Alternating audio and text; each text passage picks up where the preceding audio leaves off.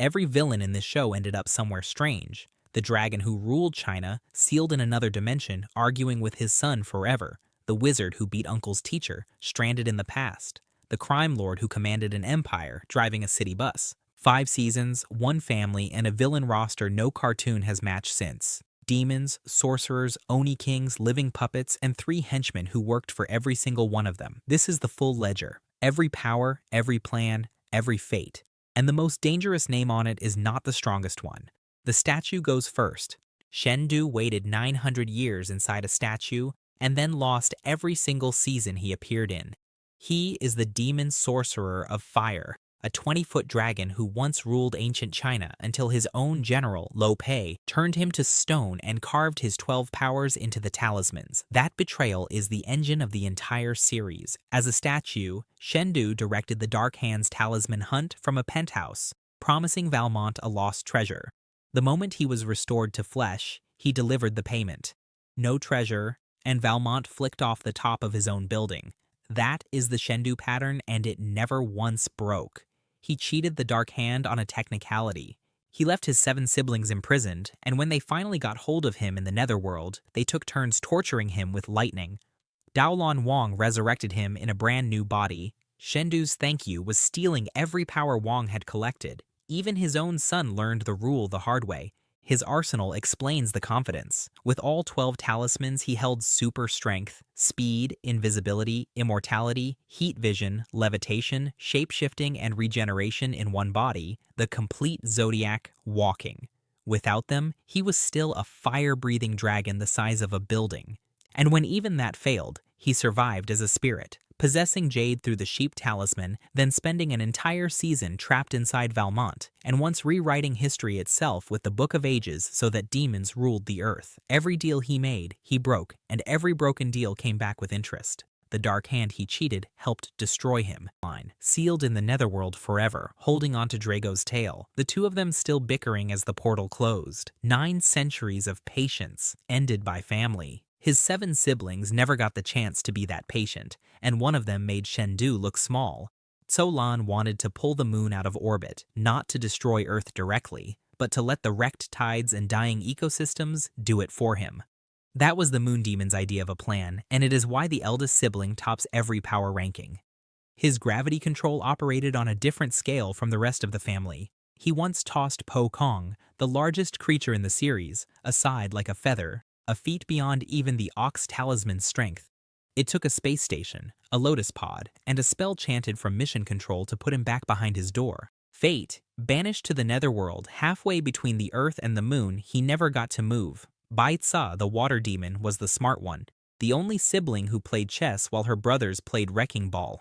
The former queen of a drowned Atlantis, she planned to flood San Francisco as a replacement kingdom, correctly identified Uncle as the real threat instead of Jackie, and fled fights she couldn't win.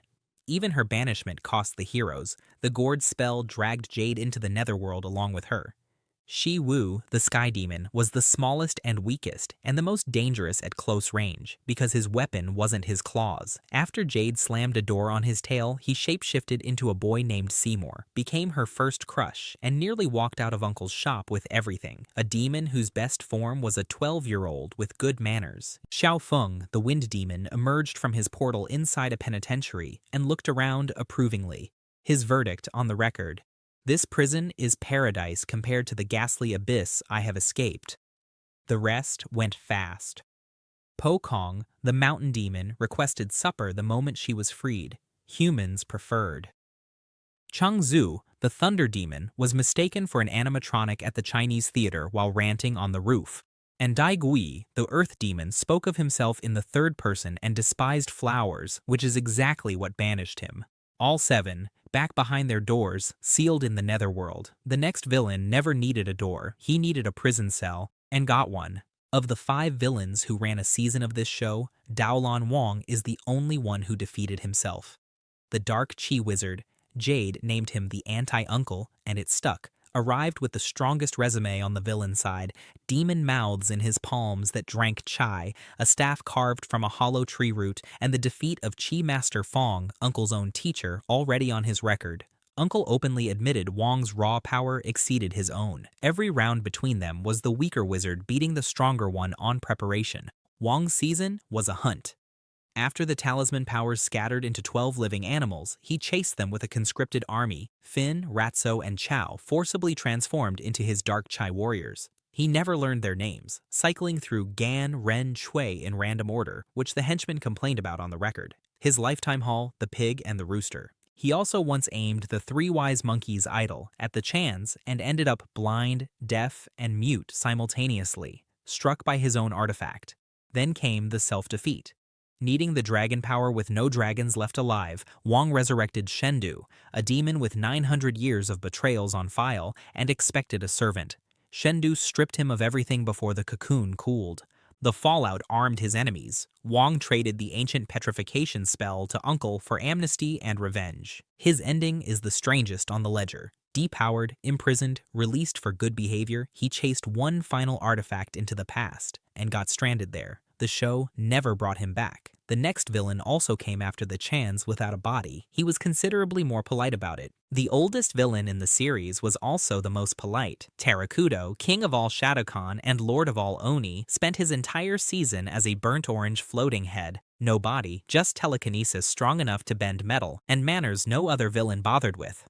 He addressed Jackie as Mr. Chan. He learned the enforcers' actual names, something none of their previous 3 employers ever did. And that courtesy was strategy. The villain who treated his henchmen best had been at this longer than anyone on this list, and had the least to prove. His goal was recovering the 9 masks that imprisoned his 9 Oni generals. His weakness, famously, was onions.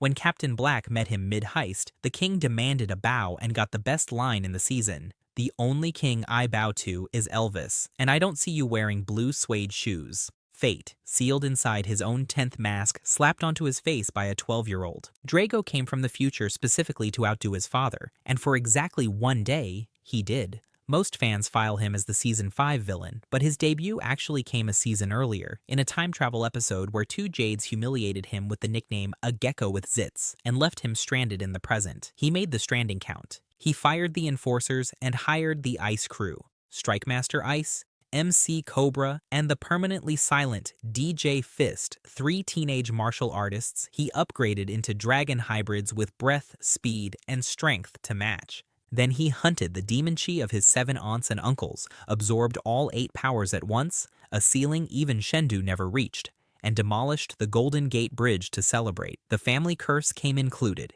He betrayed everyone who worked for him, buried the ice crew up to their necks when they crossed him, and met exactly his father's ending.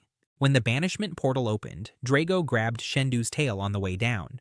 Fates, the ice crew, depowered and caught by El Toro. Drago, the netherworld, locked in the same eternal argument as his father. Valmont is the only villain on this list whose final fate was a job. The leader of the Dark Hand started the series as a feared international crime lord in a tailored suit, and then made the mistake of doing business with a talking statue. Shendu's betrayal cost him the treasure. The sequel cost him his body when the dragon's spirit missed Jackie and lodged inside Valmont instead, turning a crime boss into a demon's unwilling apartment for a season. He never recovered.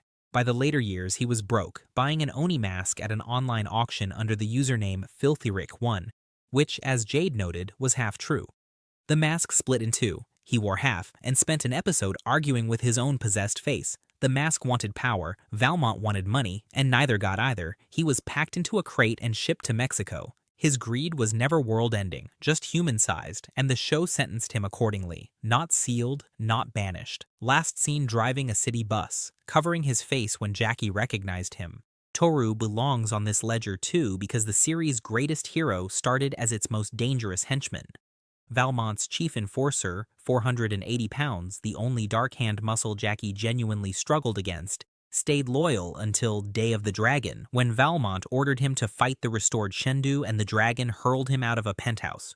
Toru survived, walked to the Chans, handed them the decisive clue, Shendu's name, and turned himself in, persuaded partly by Jackie's pitch. Section 13 has a dental plan, and Donut Day, Fate, the only name that moved from the villain ledger to the hero one, ending the series as a full Chai wizard. The 3 men he left behind never had his luck or his exit. 4 masters, 5 seasons, 0 promotions. Finn, Ratso, and Chow are the only characters in the series who worked for every major villain on this list. Valmont and the demon riding inside him, then Daolon Wong, then Tarakudo, then Drago, and the job never improved. Wong transformed them into dark chi warriors against their will and couldn't be bothered to learn their names. He also turned Ratso into an ottoman for bringing the wrong tea. Tarakudo used their faces as parking spots for demon masks. Drago hired them, insulted them, and fired them. Their whole career fits in Chow's own exhausted words. Tired of being enslaved by dragons, wizards, and floating demon heads, this video's table of contents, spoken by a man who lived it. Individually, Finn, the disco-loving self-appointed leader. Ratso, the strongest and sweetest. Chow, the weapons guy in sunglasses. Fate, after one failed attempt at going straight, they reformed for real in the finale. Fresh out of prison, helping Uncle save the world, then retiring from villainy entirely. Hak Fu was the upgrade ordered when Toru left, and he announced every move before making it. Angry Crow takes flight. Slumbering Bear greets the dawn. Bunny flees from vicious jackals. That one meant running away. A freelance mercenary from Season 1, he outlasted the Syndicate itself. Wong's 4th Dark Chai warrior, then Tarakudo's mask host, until he ran out of masters entirely and switched sides without a word. No speech, no arc. His last assignment, protecting Jade, handed to him by Jackie. Fate, reformed, presumably still announcing his attacks. The main roster ends there. What's left is the strange shelf, and the villains you remember that never existed at all. The Monkey King's instructions were written on his own back. Pull my leg. Anyone who did swapped places with him, they became the lifeless puppet, and he became a 6-foot trickster with a jackhammer and a grudge. He is the only villain in the series who wanted nothing. Not conquest, not treasure, just chaos for its own entertainment. The closest thing this show ever had to a genuinely unhinged antagonist. His fate is appropriately ridiculous. Reverted to puppet form and buried in cherry gelatin after his own spell ingredient turned a volcano's lava into dessert. The rest of the strange shelf moves fast. Spring-heeled Jack, a rhyming troll with springs in his heels, ate children until salt turned him to stone. He's in a museum now. The Zhongshi, a hopping vampire, drained the family's chai until sunrise destroyed him. Bartholomew Chang, a billionaire with a jade prosthetic hand, built an entire anti-J team and ended the series as a toddler in juvenile detention. Origami, a Paris thief who folded himself flat as paper, ended in prison. And one villain on this list was Jade herself. A magic tattoo turned her into the blue-skinned queen of the Shadow Can for one episode, commanding the ninjas everyone else on this list had to borrow. One correction before the verdict because memory is a liar. Miss Kimber, the swamp psychic, not a villain, she supplied the ingredient that saved the day. The Lotus Temple had no genie. The villain was an evil monk, and Lo Pei, the ancient warrior whose statue came to life. A hero, start to finish. 3 names fans keep filing under villains, and none of them belong here. Every name that does belong is now accounted for, which leaves the question from the beginning. So who was the strongest?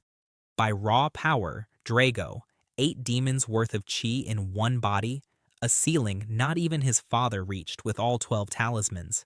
But he held the title for one day before the portal took him.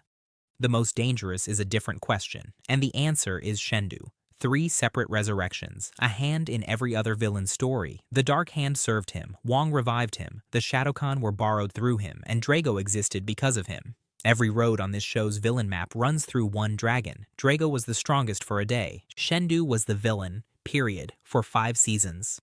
And notice how the show settled its accounts. Demons were sealed. Humans went to prison, or a bus route. But everyone capable of turning got the chance. Toru became a chi wizard. The enforcers walked out on their own feet. Hak Fu ended the series guarding Jade. The punishments were never sized to the threat. They were sized to the humanity. Which leaves the final entry exactly where it belongs.